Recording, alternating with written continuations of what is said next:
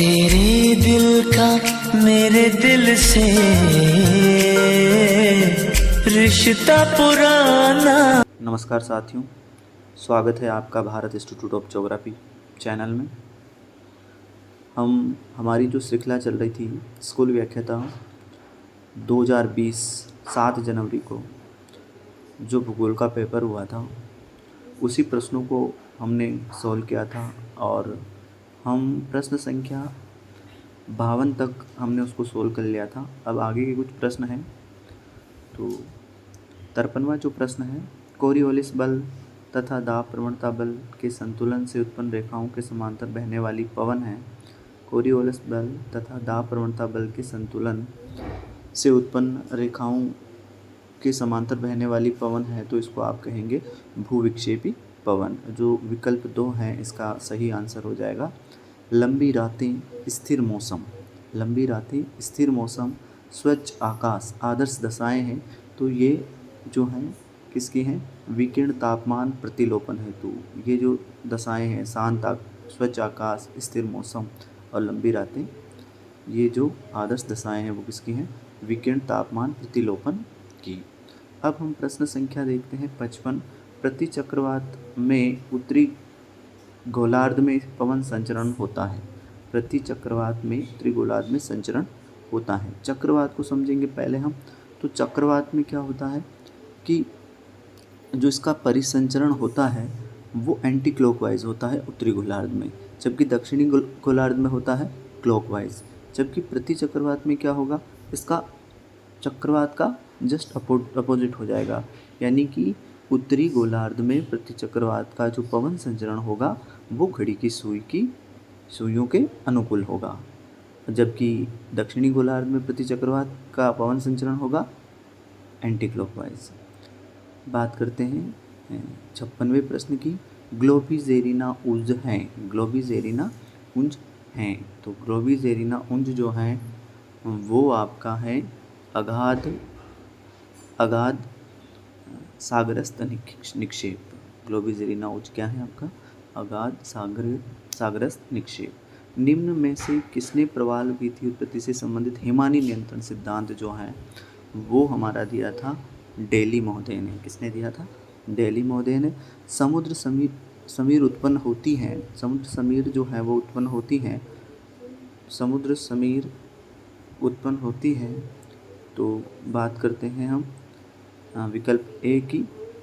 स्थल तथा समुद्र के उष्मा अवशोषण और स्थानांतरण के अलग अलग दर के कारण, ये बिल्कुल सही है। स्थल तथा समुद्र के उष्मा अवशोषण और स्थानांतरण के अलग अलग दर के कारण होती हैं। ठीक है, बिल्कुल सही है। कोरियोलिस बल जो है इसका कोई योगदान नहीं होता है समुद्र समीर के उत्पन्न करने में, जबकि दबाव प्रवणता बल जो है ये जरूर इसमें सहायक होता है। तो इसका जो विकल्प है ऐसी, यानी कि जो पहला विकल्प है वो सही हो जाएगा।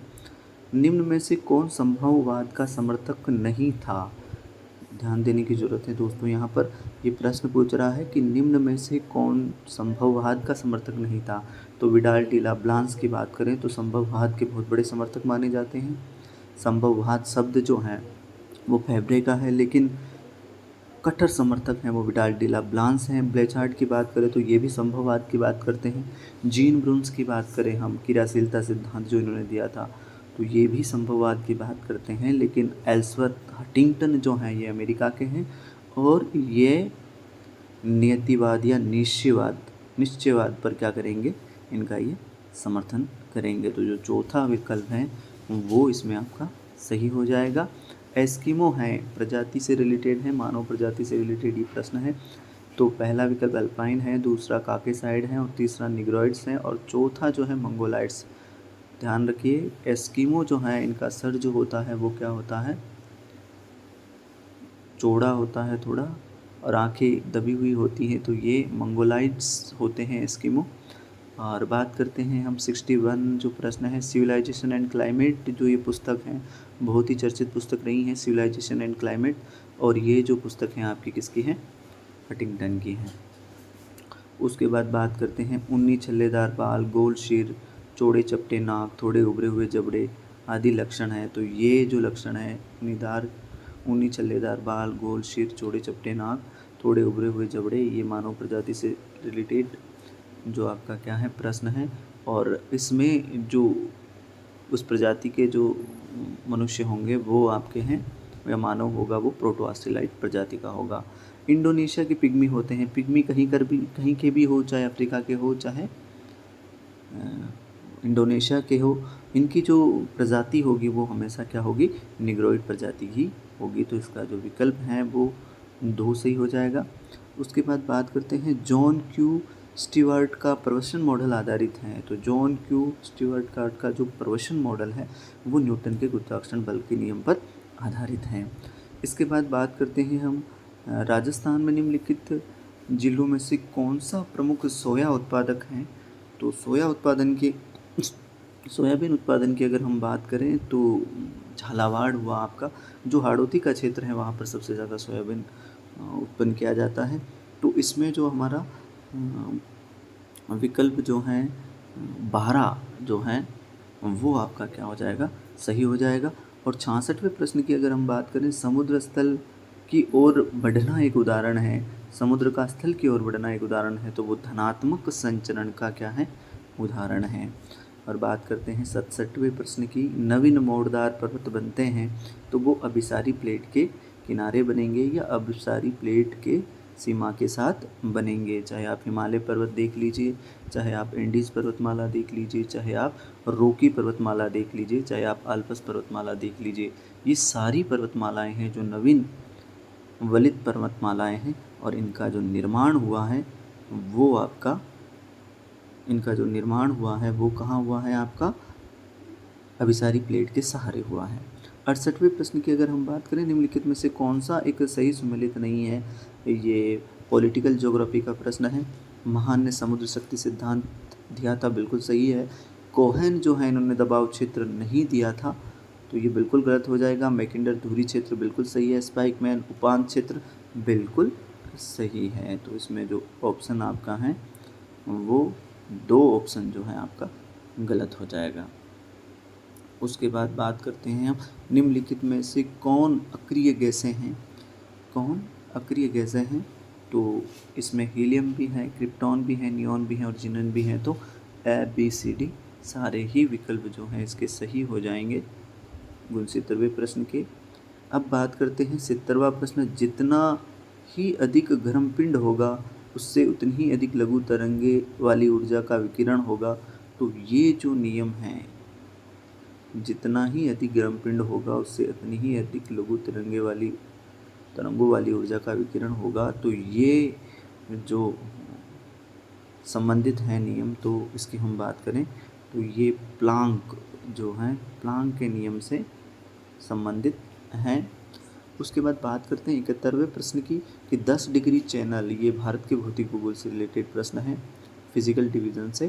तो 10 डिग्री चैनल जो है वो आपका विभाजित करता है ग्रेट अंडमान द्वीप समूह को निकोबार द्वीप समूह से। ग्रेट अंडमान द्वीप समूह को निकोबार द्वीप समूह से अलग करता है। अंडमान निकोबार की राजधानी की अगर हम बात करें तो इसकी जो राजधानी है वो पोर्ट ब्लेयर है, और इसकी जो सर्वोच्च पीक की बात करें तो सैडल पीक है और 738 मीटर है। इसके बाद जो 72वां प्रश्न है वो कह रहा है कि किसने परिवर्तित घनत्व के स्तंभ पर आधारित समस्थिति की अवधारणा को प्रतिपादित किया। किसने परिवर्तित घनत्व, यानी कि घनत्व में परिवर्तन होगा, तो ये जो समस्थिति अवधारणा को प्रतिपादित किया है वो आपके हैं प्राट। कौन है? प्राट। और इन्होंने क्या किया था,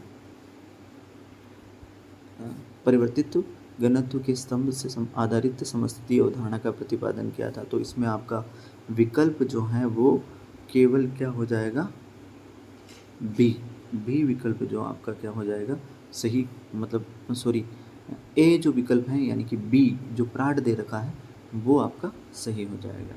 उसके बाद बात करते हैं 73वें प्रश्न की, तो निम्नलिखित में से कौन सा एक एकल संसाधन है। तो क्रायोलाइट जो है आपका वो आपका क्या है, एक एकल संसाधन है। निम्नलिखित में से कौन सा राज्य संयुक्त राज्य अमेरिका की मक्का पेटी में स्थित नहीं है। जी हाँ दोस्तों, संयुक्त राज्य अमेरिका की जो मक्का पेटी है वहाँ से लगभग स्कूल व्याख्या था कि जो भूगोल का जो पेपर होता है उसमें लगभग क्वेश्चन रहता ही रहता है। तो इसकी हम अगर बात करें तो जो अमेरिका की जो मक्का पेटी है उसमें केंटुकी भी है, इंडियाना भी है, इलिनॉइस भी है, लेकिन ऊटा जो है आपका, ऊटा इसके पास से थोड़ा ही दूर है, लेकिन जो ये मक्का पेटी के अंतर्गत ये बिल्कुल भी नहीं आता है। परिहिमानी दृश्य उत्पन्न होता है, परिहिमानी दृश्य उत्पन्न होता है तो इसकी हम बात करें तो ये होगा अनाच्छादन से। किससे होगा? अनाच्छादन से। बहुत बहुत धन्यवाद दोस्तों, चैनल को सब्सक्राइब करें।